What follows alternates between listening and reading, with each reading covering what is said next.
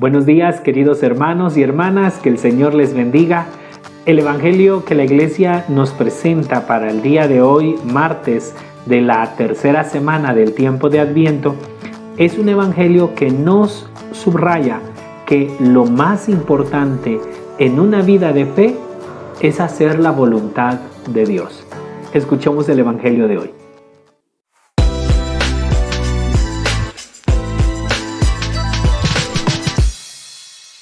El Evangelio que la Iglesia nos presenta para el día de hoy está tomado del Evangelio según San Mateo, en el capítulo 21, versículos del 28 al 32.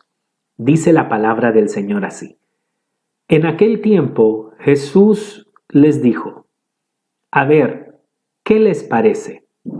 Un hombre tenía 2 hijos. Se dirigió al primero y le dijo: Hijo, quiero que hoy vayas a trabajar a mi viña. El hijo le respondió: No quiero. Pero luego se arrepintió y fue. Acercándose al segundo, le dijo lo mismo.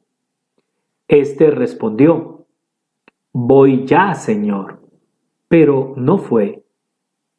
¿Cuál de los 2 hizo la voluntad de su padre? Le dijeron: El primero. Y Jesús les contestó: Les aseguro que los recaudadores de impuestos y las prostitutas entrarán antes que ustedes en el reino de Dios. Porque vino Juan enseñando el camino de la justicia y no le creyeron, mientras que los recaudadores de impuestos y las prostitutas le creyeron. Y ustedes, aún después de verlo, no se han arrepentido ni le han creído. Palabra del Señor. Gloria a ti, Señor Jesús. Para captar la profundidad del Evangelio del día de hoy, tenemos que tomar en cuenta 2 aspectos. En primer lugar, los destinatarios del Evangelio, es decir, a quienes les dirige San Mateo este Evangelio. Y número 2, el contexto de nuestro texto. Vayamos al primero, a los destinatarios. El Evangelio según San Mateo, como todos los otros evangelios, no es un reportaje, no es un conjunto de noticias, no es algo, una crónica que se iba haciendo, escribiendo en el momento en el que Jesús iba diciendo o haciendo las cosas. Los evangelios se escribieron muchos años después de que Jesús había resucitado. Por ejemplo, el Evangelio según San Mateo se escribió entre el año 70 y 75, es decir, más o menos 40 años después de la resurrección de Jesús. Quiere decir entonces que los evangelistas no nos están presentando un reporte de lo que Jesús hizo y dijo, sino que han elegido las palabras y los hechos de Jesús que pueden ayudar a las comunidades a las que les dirigen su evangelio en las realidades que les está tocando vivir. ¿Cuál es la realidad de la comunidad mateana? La comunidad mateana es una comunidad formada principalmente, mayoritariamente, por judíos que se han convertido al cristianismo, es decir, los judeocristianos. Pero no son los únicos que forman esta comunidad. También hay cristianos venidos del paganismo. Entonces, en esta comunidad donde se juntan mayoritariamente cristianos que vienen del judaísmo y cristianos que vienen del paganismo, que son la minoría, pues nos encontramos con una comunidad en conflicto. A lo interno hay divisiones. ¿De qué tipo? Pues bueno, los miembros judeocristianos se creen mejores cristianos que los cristianos que vienen del paganismo. Claro, ellos son descendientes de Abraham, de Isaac y de Jacob. Ellos son paisanos de Jesús. Ellos pues son el pueblo elegido por Dios y les ha dado su ley. Mientras que el resto pues viene de países idólatras y del paganismo. Entonces, esta comunidad está dividida por algunos cristianos que se creen mejores que otros. Pues San Mateo les comenta esta parábola para corregir ese error. Ahora vamos al contexto de nuestro texto, porque San Mateo utiliza esta parábola. Él es el único que la narra. No es una parábola que aparezca en el Evangelio de San Lucas o en el de San Marcos o en el de Juan. Solo aparece en el Evangelio según San Mateo. Porque Mateo intenta corregir esa situación con esta parábola. El capítulo 21 inicia con un acontecimiento. Jesús entra al templo y expulsa a los mercaderes del templo, a los cambistas, y se genera un conflicto entre los sumos sacerdotes y los ancianos del pueblo, que son los que dirigen el templo. Al día siguiente, Jesús regresa a enseñar al templo. Después del escándalo que ha armado, al Señor se le ocurre regresar al templo y ponerse a enseñar. Pues bien, le salen al paso los sumos sacerdotes y los ancianos y le preguntan con qué autoridad hace eso, expulsar a los cambistas, a los mercaderes y ponerse a enseñar en el templo.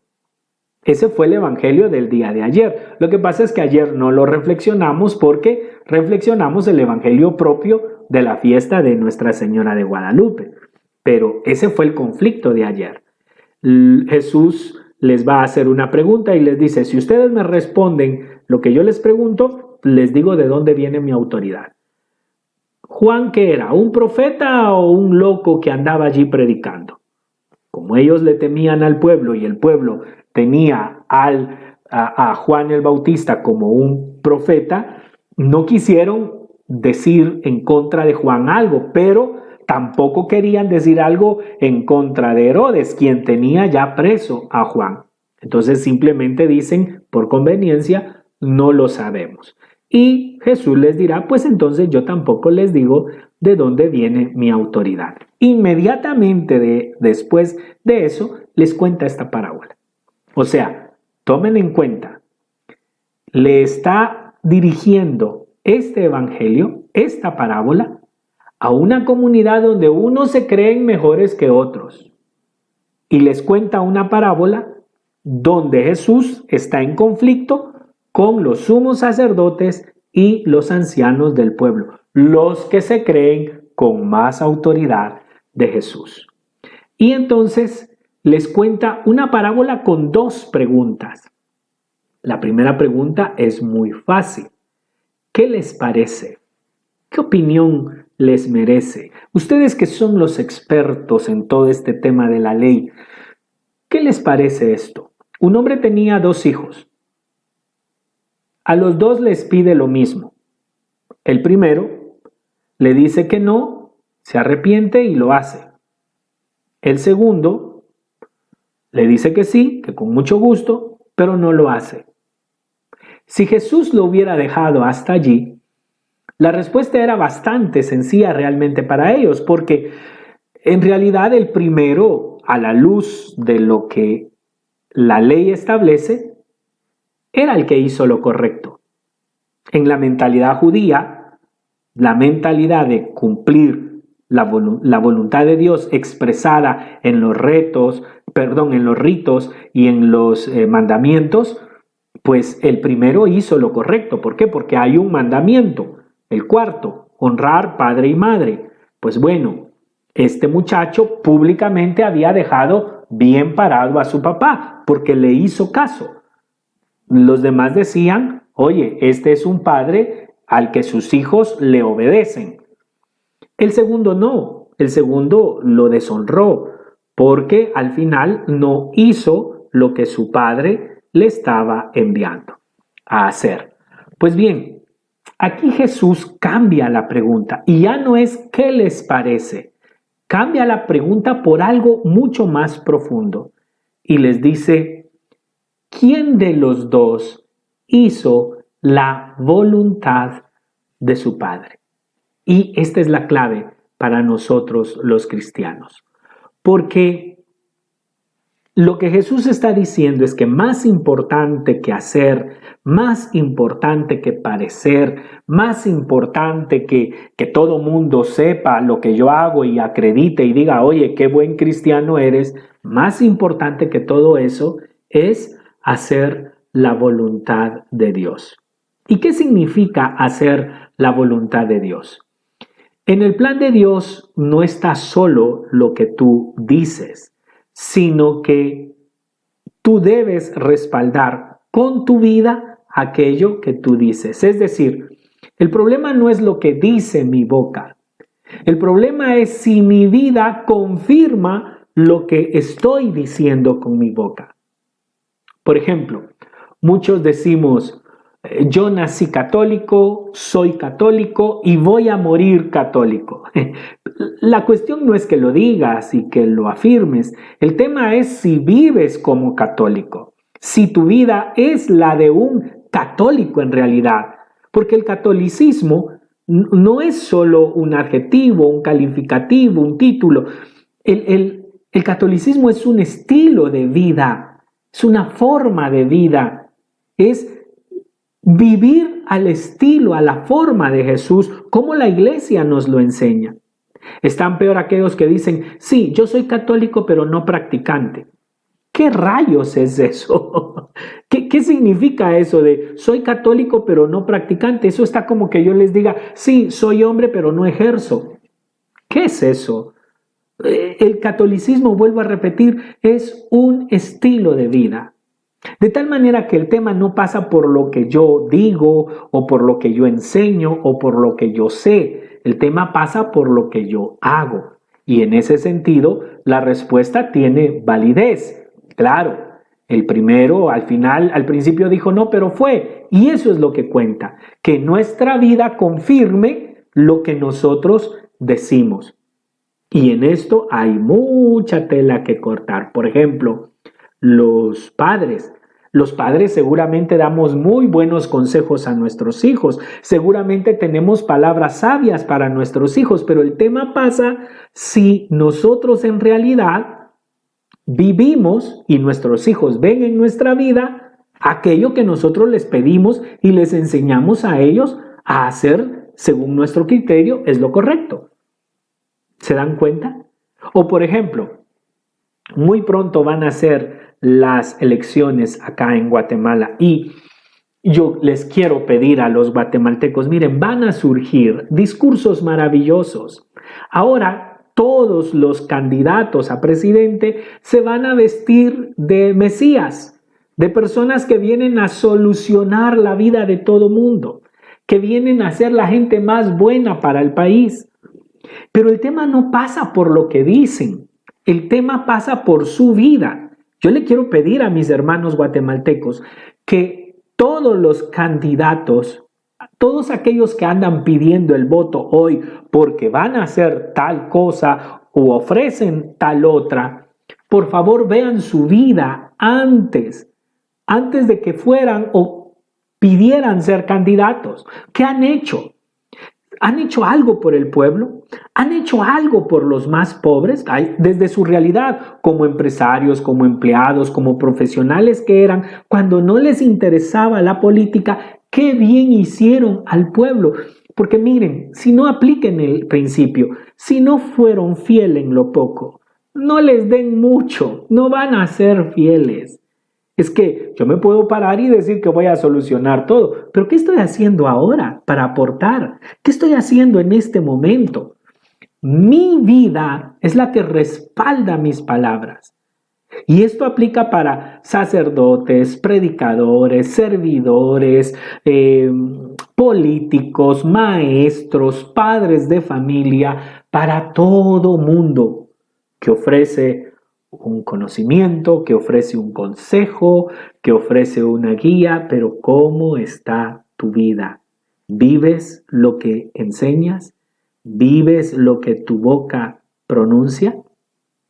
Eso en un primer lugar. Pero Jesús, para que no nos quedemos únicamente en ese aspecto, nos hace ver otra realidad.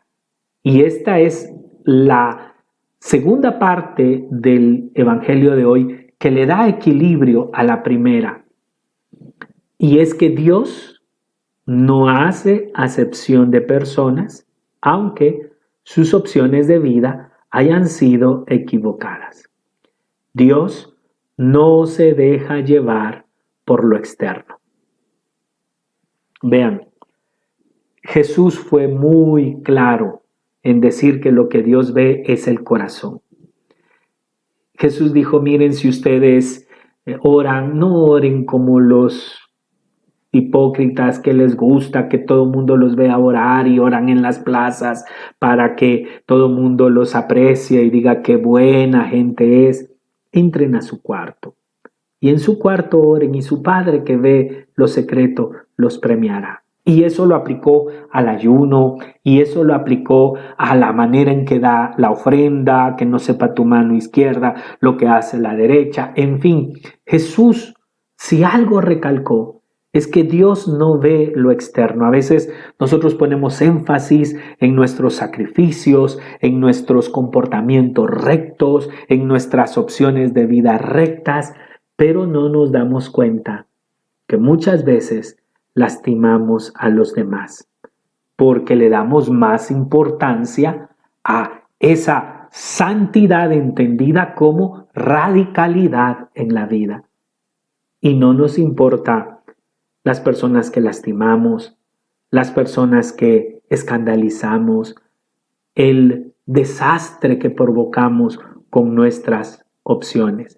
Y por eso Jesús equilibra esta situación cuando dice, les aseguro a ustedes que son de los primeros, que hacen lo que el Padre dice, les aseguro que los recaudadores de impuestos y las prostitutas entrarán antes que ustedes en el reino de Dios.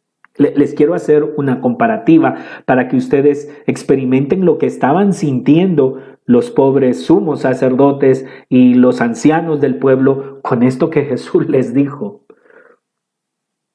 Imagínate que tú eres un hombre o una mujer que escucha el evangelio diario, que va a misa diaria, de comunión diaria. Imagínate que tú eres una persona correcta en todos los aspectos de tu vida y que el día que mueres también muere una persona que tú sabes no va ni a misa, no ha hecho muy buenas opciones. De hecho, pues ha aparecido muy mal ante la sociedad. Y cuando se juntan en la entrada del reino de Dios, San Pedro te dice, disculpa, fíjate que estamos un poquito atareados, veniste el día en que Él viene y la verdad es que tenemos una ceremonia un poco larga para darle la bienvenida porque el Señor está muy contento con que Él haya venido. Entonces te vamos a pedir un poquito de paciencia. Oyes, ahí hay revistitas, ahí hay cafecitos, sírvete lo que quieras. En un momentito te atendemos, ¿de acuerdo? Tennos un poquito de paciencia porque Él es un cristiano VIP aquí en el reino de los cielos y lo pasa antes que tú. ¿Qué sentirías? Porque eso es lo que Jesús le está diciendo a esta gente. Ahora, ¿en dónde está la situación? Es que por hacer lo bueno, por hacer lo correcto y por parecer santos, a veces no nos importa el daño que hacemos. Y hacemos acepción de personas. Y resulta que Dios ve el corazón. ¿Y de qué nos sirve hablar de misericordia si al final no somos misericordiosos? No nos importa el corazón de los demás. Les voy a poner un ejemplo, sin ánimo de criticar a nadie. Por eso estaba en un país X, no estaba en Guatemala, y terminé mi actividad. Me voy después de la actividad a misa, me quedaba cerca, y había poca gente, era misa entre semana. Y cuando entré, me percaté que iba entrando una familia, una jovencita, 15, 16 años, iba con sus papás. Se sentaron un poquito cerca de mí. Empieza la misa. Yo ya había ido a misa antes a esa iglesia. El sacerdote que yo conocía salió, un teólogo, un hombre seguramente con mucha formación, de esas homilías que personalmente yo disfruto mucho, y me emocionó mucho. Yo dije, qué bien, vamos a escuchar fuerte el Evangelio hoy. Y de pronto, cuando empieza a predicar, hace un silencio y empieza a regañar a la niña.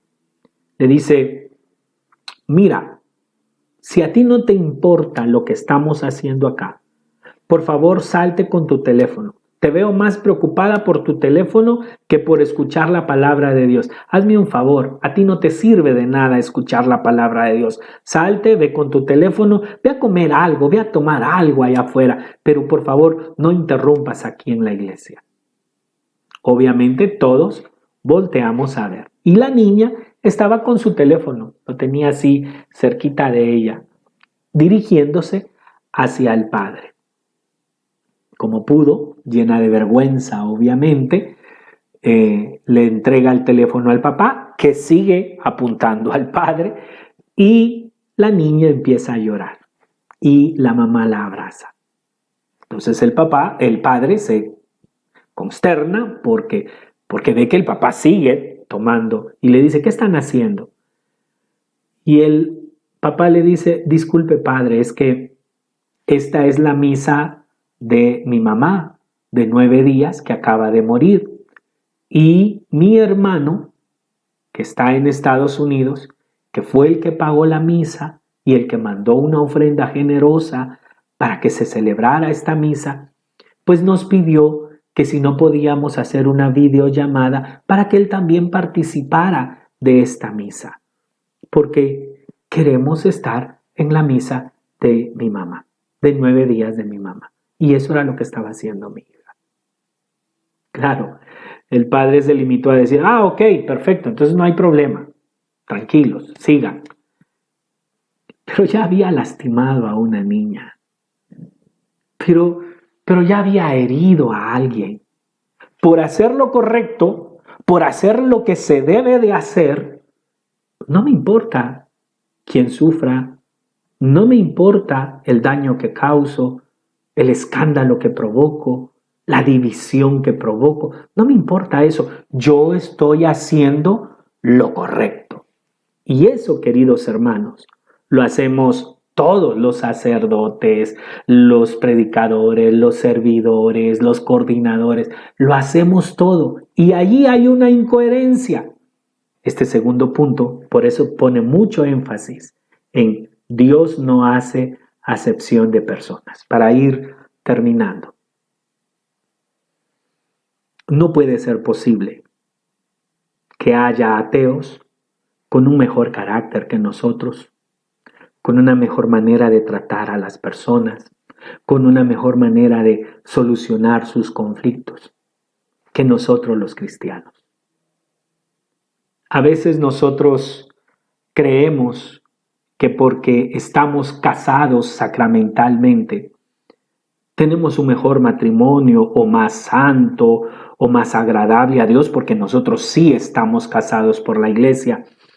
Vean, yo conozco una gran cantidad de matrimonios de divorciados vueltos a casar que viven como deberíamos de vivir los que tenemos un sacramento del matrimonio, que tienen mejores hijos de los que tenemos, los que predicamos, los que enseñamos, los que tenemos un matrimonio que se comulga. Hay personas que por su experiencia, yo he escuchado historias de cómo se forman esos segundos matrimonios llenos de dolor, llenos de conflicto. Escuché la historia de un matrimonio que se formó, fíjense ustedes, de un tío que se casó con la esposa del sobrino.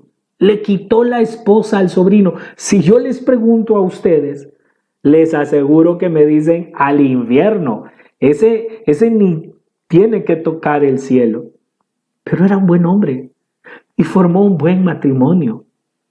Y aunque seguramente cometió muchos errores, era una persona que hacía mucho bien. Al final vivió 30 años, creo, con su segunda esposa y nunca abandonó a sus hijos, siempre los apoyó, y formó un buen matrimonio, vivió muy bien y tuve la oportunidad de conocerlo y de darme cuenta que era una buena persona. Y tú te preguntas, ¿puede Dios cerrarle la puerta a alguien así? Y la respuesta es no. No, porque Él mismo lo dice. Ustedes, los santos, los perfectos, los que tienen argumentos, los que buscan radicalidad, no se convierten, no dejan entrar el amor y la misericordia de Dios en su vida. Mientras que los paganos, los ateos, los pecadores, cuando se convierten, cuando reconocen su pecado, en la medida de sus posibilidades, ordenan mejor su vida. Finalizo ahora sí con esto. Cuando estaba en misa el día domingo, tuve que hablar con el sacerdote al final, porque empezó la misa y me movió el piso, y así se lo dije a él: Padre, me arruinó la misa desde las primeras palabras. Empezó diciendo: Dios no castiga ni premia a nadie, simplemente nos ama. Y cuando yo oí eso, empecé a bajar toda mi teología y como que algo no cuadraba y empecé a ponerle mucha atención a lo que él decía. Y entonces empezó a hablar de cómo a veces nosotros hablamos: a mí Dios me bendice, a mí Dios me bendijo. Y cuando vemos a alguien que le está yendo mal, decimos: a saber ni qué pecado está cometiendo, ¿por qué Dios no lo bendecirá? Pero es la idea que nosotros tenemos de bendición. Y por eso él recalcaba: Dios no premia ni maldice a nadie. Dios solo ama. Entonces al final de la misa, me quedé en la sacristía y le digo: Padre, hoy sí tengo que hablar con usted. Y tuvimos una conversación muy agradable. Y al final me dijo algo que me llamó mucho la atención. Me decía: Osvaldo, el problema es que los católicos a veces somos más fariseos que los fariseos. Que esta reflexión nos ayude entonces a dos cosas. Número uno, entender que nuestra vida debe respaldar aquello que nosotros predicamos, enseñamos y creemos. Es decir, si hablamos de misericordia, si hablamos de amor, si hablamos de bondad de Dios, si sabemos que Dios es amor, entonces mostrar una vida que esté acorde a eso que nosotros decimos que creemos de Dios. Y número dos, recordar siempre que Dios no desecha, no rechaza a nadie, por mucho que nos moleste. Y es más, vaya si no nos molestaría ver que las prostitutas, los publicanos, nos aventajarán en el reino de los cielos. Pero la misericordia de Dios es así, porque Dios no ve los actos, Dios ve el corazón. En el nombre del Padre, y del Hijo, y del Espíritu Santo. Amén. Dios eterno, en quien la misericordia es infinita y el tesoro de compasión inagotable, vuelve a nosotros tu mirada bondadosa y aumenta tu misericordia en nosotros, para que en momentos difíciles no nos desesperemos ni nos desalentemos, sino que con gran confianza nos sometamos a tu santa voluntad, que es el amor y la misericordia mismos. Por Jesucristo nuestro Señor. Amén. En el nombre del Padre, y del Hijo, y del Espíritu Santo. Amén. Bien, queridos hermanos, que tengan un excelente día. La invitación es para que en este día vivamos la voluntad de Dios y no hagamos acepción de personas. Que el Señor les bendiga.